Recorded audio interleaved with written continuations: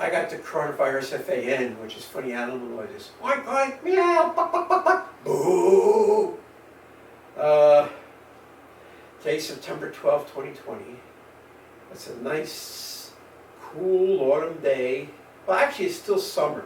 Summer doesn't start until September 20th, so it's a cool summer day, right? It's the end of summer, a couple of weeks left. It was like 55 degrees when I woke up this morning. When I went to the park, I actually wore a light jacket. And they're saying it's going to get into the 40s Monday night and Tuesday night, I believe. And the highs are only going to be in the mid-70s. Now, when I woke up Friday morning, it was 71 degrees. And when I came home, it was like 75 degrees.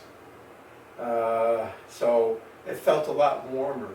Like, say it's 55 degrees and it doesn't warm up to 75 until 1 o'clock, and then that's the max.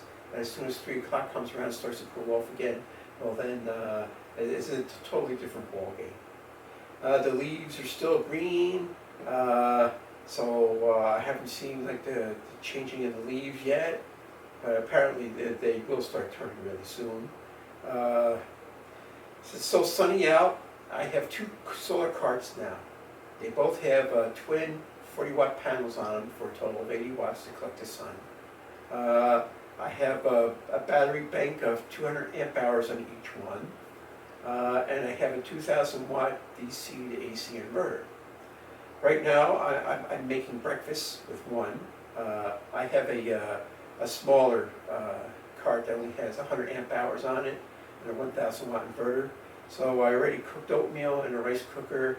I'm brewing tea in a coffee maker, and then I'm going to have breakfast. I have another, since I have twin 2,000 watt carts, one is doing a load of laundry. I'm running the washing machine. And I do that, try and do that every weekend. Every weekend I try and offload as much as I can. Now the 2,000 watters are really powerful. They'll even run a 10 amp vacuum cleaner. So as soon as I get done eating breakfast, I'm going to vacuum my rugs with the vacuum cleaner. And if every weekend I offload this stuff, it has to add up. It has to reduce my bill.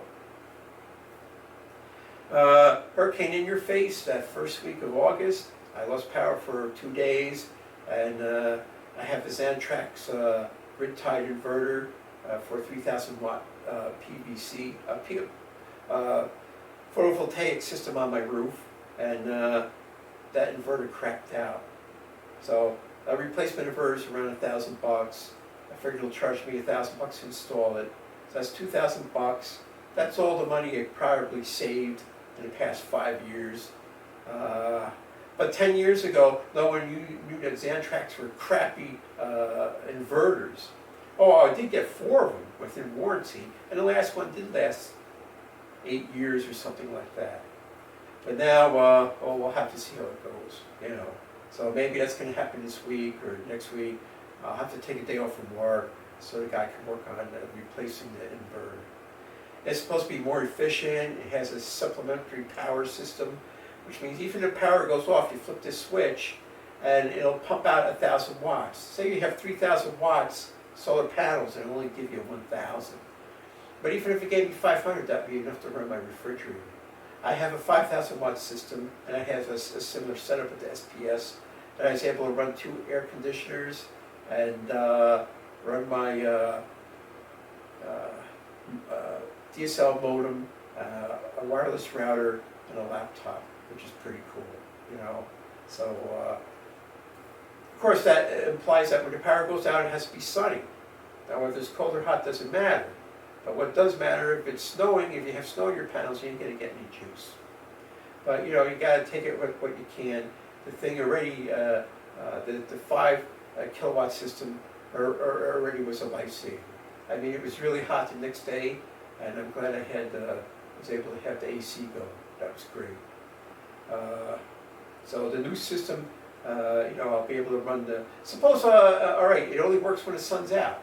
But if you can run your refrigerator for like 8 hours a day, and then, you know, run it the next 8 hours a day, you're doing pretty good, I think. You know. So that's get rid of the old inverter.